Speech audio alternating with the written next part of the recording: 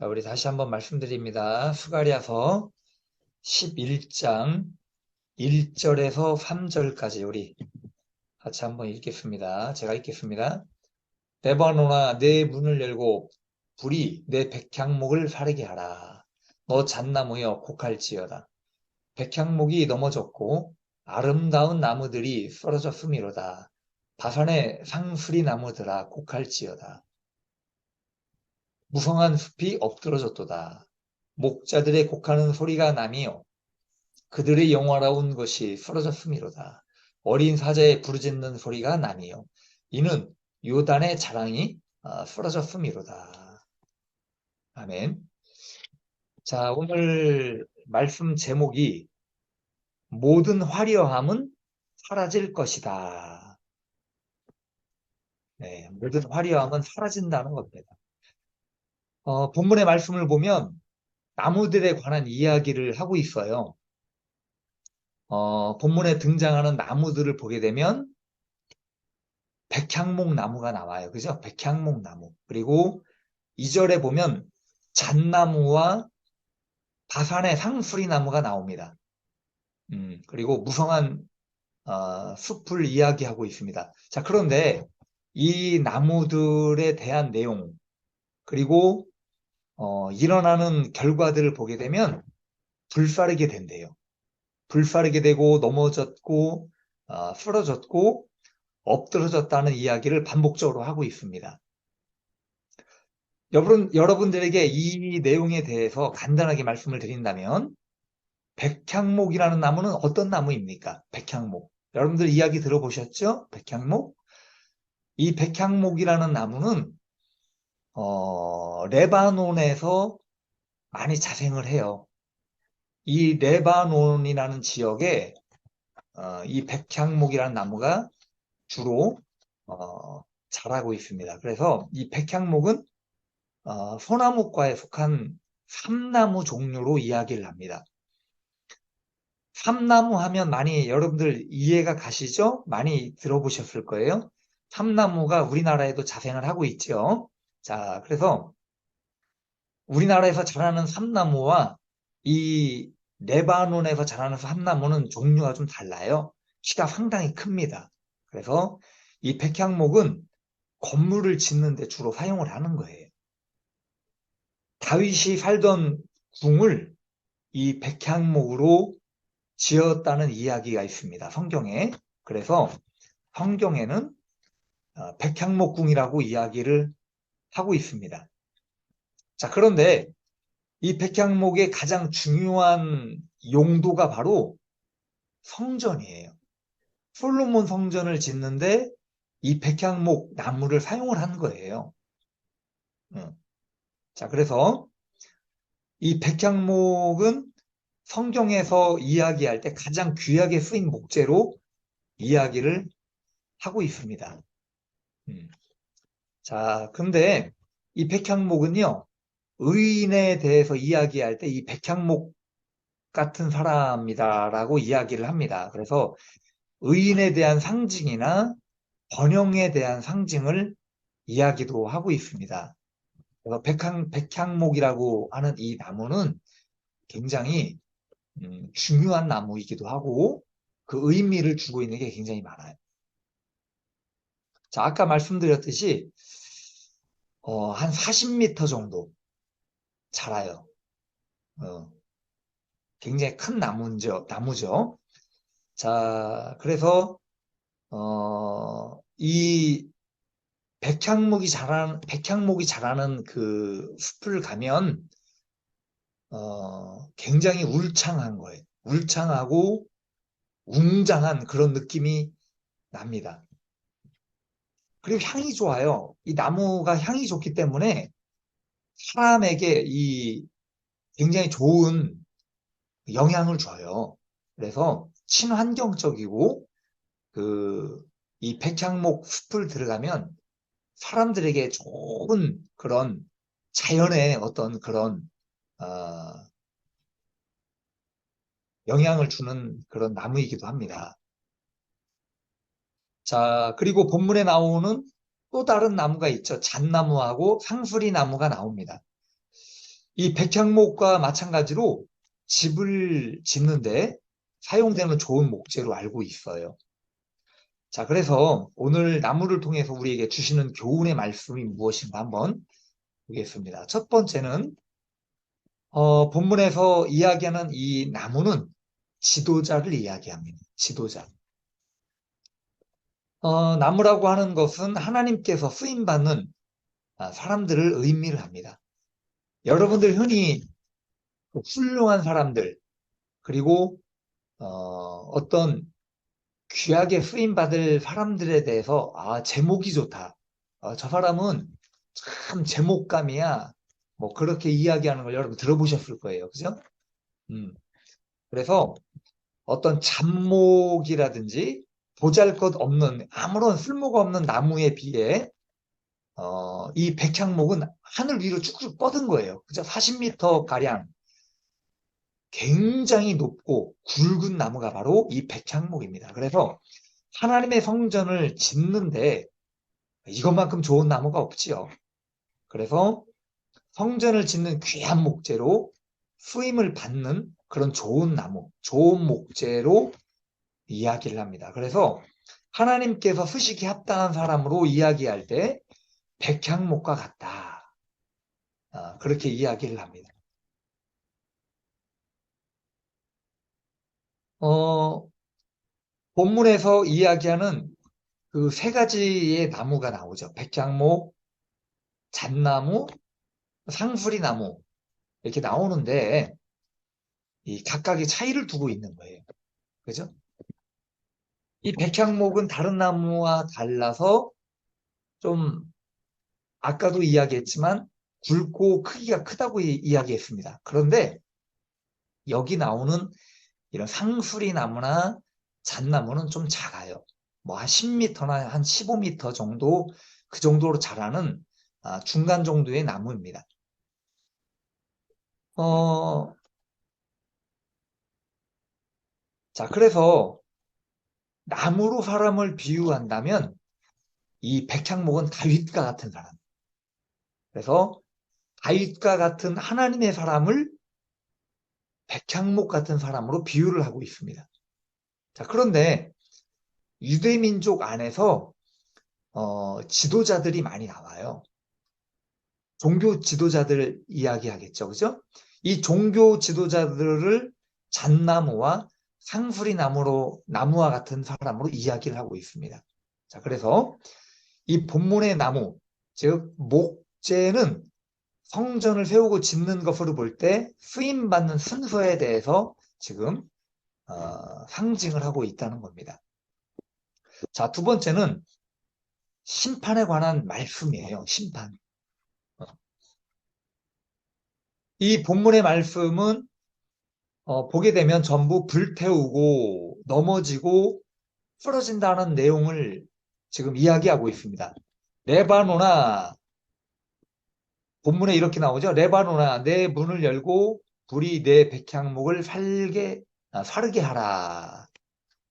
그렇게 나와요. 이 말씀은 뭐냐 하면 다윗의 시대가 끝난 겁니다. 다윗의 시대가 끝이 나고 솔로몬 시대 때 성전을 짓게 돼요.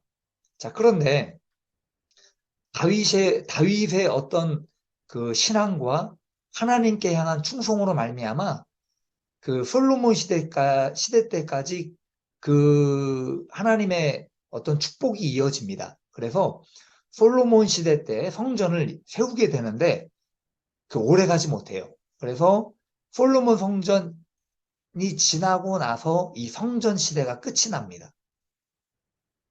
예.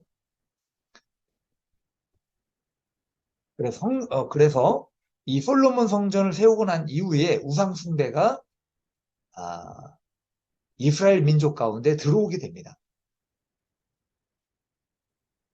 자, 그래서 이 백향목으로 세웠던 성전을 다시 무너뜨리고 멸망하게 될 것이라는 암시의 말씀을 해주고 있는 거예요. 자, 3절에도 같은 말씀입니다. 3절에 목자들에 관한 이야기가 나옵니다. 목자들이 곡하는 소리가 난다라고 말씀을 하고 있어요. 그죠? 어, 목자들이 곡하는 소리가 나며. 여러분, 좋은 목자는 어떤 사람이 좋은 목자입니까?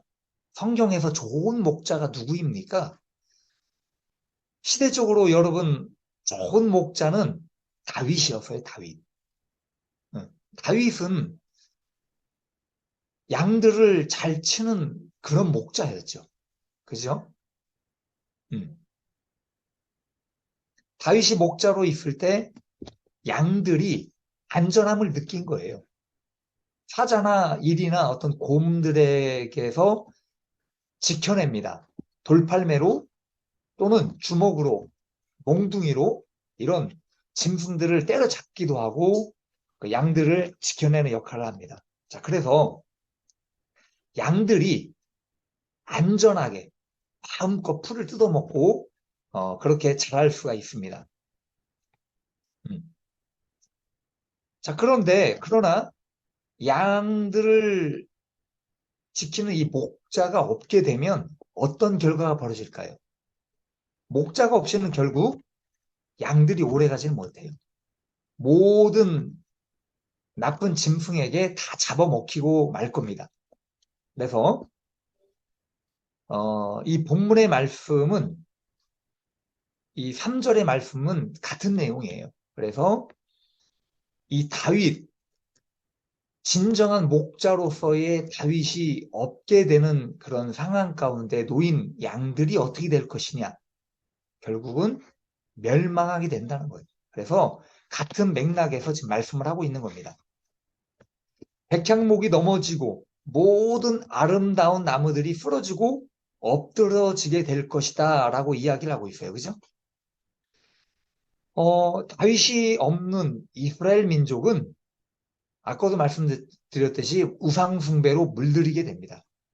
이 다윗의 빈자리에 누룩과 같이 이런 거짓 목자들이 판을 치게 된다는 거예요. 여호와의 어떤 이름, 하나님의 이름을 가지고 백성들을 다스리는 이 상수리 나무와 같은 종교 지도자들이 집회를 하게 됩니다. 그래서 1절에 이 불에 관한 내용이 나옵니다. 불이 내 백향목을 사르게 하라. 그래서 이 불이라고 하는 것은 하나님의 심판을 이야기하는 겁니다. 백향목을 사른다라는 것은 백향목은 하나님의 성전을 아까 상징한다라고 제가 말씀을 드렸습니다. 그래서 백향목이 불살라진다는 것은 성전이 불에 탄다는 거예요. 심판을 받는다는 말씀입니다. 많은 종교 지도자들이 곡하게 됩니다. 감당하기 힘든 슬픔에 잠기게 됩니다.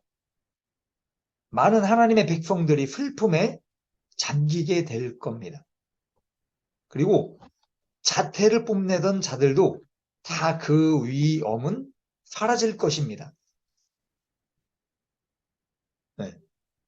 그래서 1절, 3절의 반복적인 이 하나님의 말씀이 뜻이 이 하나님의 심판이 일어날 것이라는 것을 갖다가 말씀을 해주고 있는 거예요. 여러분, 우리 적용을 한번 해봅시다. 자, 이 본문의 말씀을 가지고 나무는 사람들에 대한 어떤 인물에 대한 지도자에 대한 말씀이라고 했고, 그리고 심판에 대한 말씀이라고 제가 말씀을 드렸습니다. 자, 그래서 여기 본문에 백향목이 넘어졌고 아름다운 나무들이 쓰러졌다라고 말씀을 하고 있는데, 저는 이 말씀에 나오는 나무라는 것을 놓고 제가 좀 생각을 할 때, 우리나라의 1년을 한번 생각을 해보게 됩니다. 1년. 봄이 되고, 봄이 되면 꽃이 피죠. 그리고 여름이 되면 아주 무성한 그런 숲을 이루게 됩니다. 우리나라에는 큰 나무는 그렇게 많지는 않지만 대부분의 산들이 여름에 울창한 숲이 돼요. 그리고 1년에 있어서 가장 어, 풍성한 그리고 아름다운 그런 모습을 하고 있는 게 바로 가을입니다. 가을. 그죠?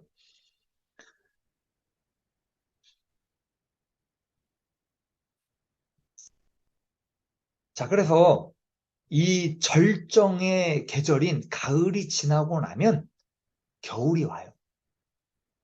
그래서 제가 드리고 싶은 말씀이 뭐냐면 모든 겨울이 되면 모든 절정의 어떤 아름다움을 다 벗게 된다는 거예요. 앙상한 나무가 가지고 있는 그 앙상한 자태만 남게 되는 겁니다. 그 풍성했던 어, 앙상한 가지를 가리고 있었던 그 풍성한 모든 화려함을 다 벗게 되는데 음, 어떻게 보면 벌거벗은 초라한 모습만 보게 된다는 거예요.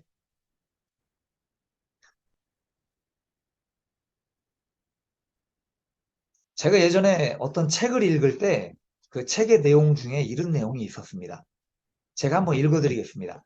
생명이 사라지기 전까지 우리는 모두 황홀할 정도로 아름다운 모습을 보일 수 있다. 하지만 아무리 아름다운 모습을 지닌 그리스도인이라 할지라도 결함투성이의 본 모습이 그대로 드러날 날이 반드시 온다.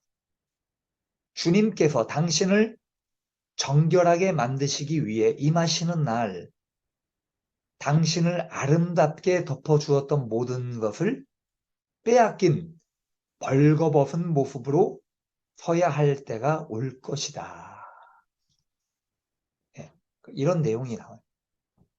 맞는 말씀이죠. 그죠? 우리는 하나님 앞에 언젠가는 이 벌거벗은 모습으로 서야 할 때가 올 때가 있다는 겁니다.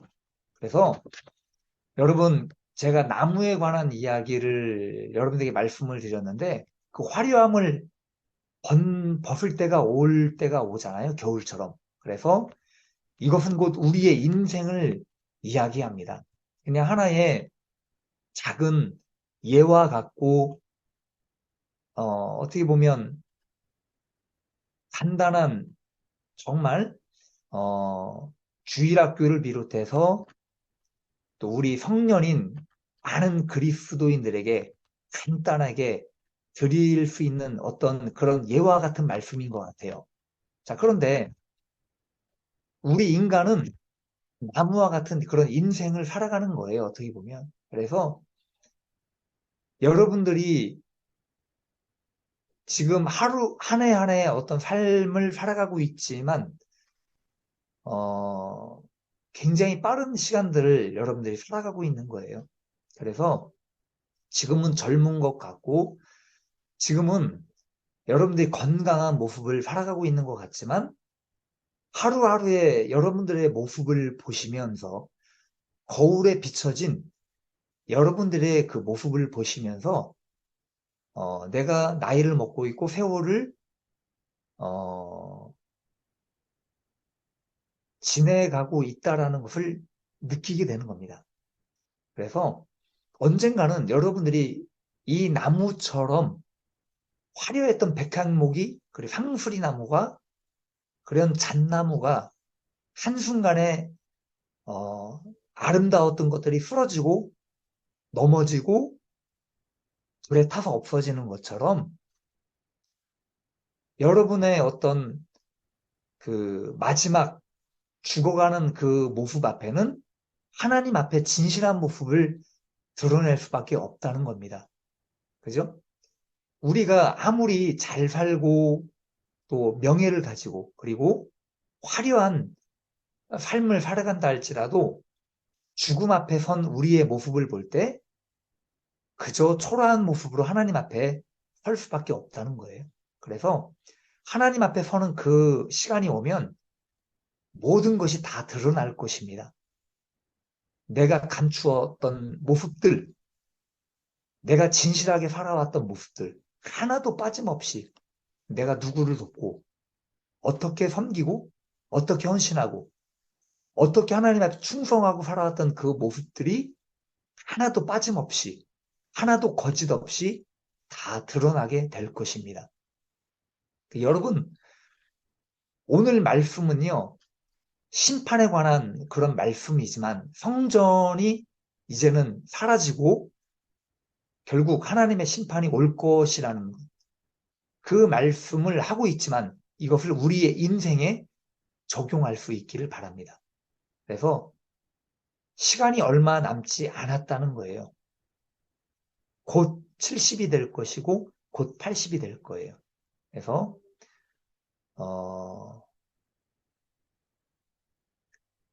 주님께 여러분들이 남아야 될 것은 주님께 향한 사랑과 진실과 충성만이 남는 그런 삶이 될 수 있기를 바랍니다. 기도하겠습니다.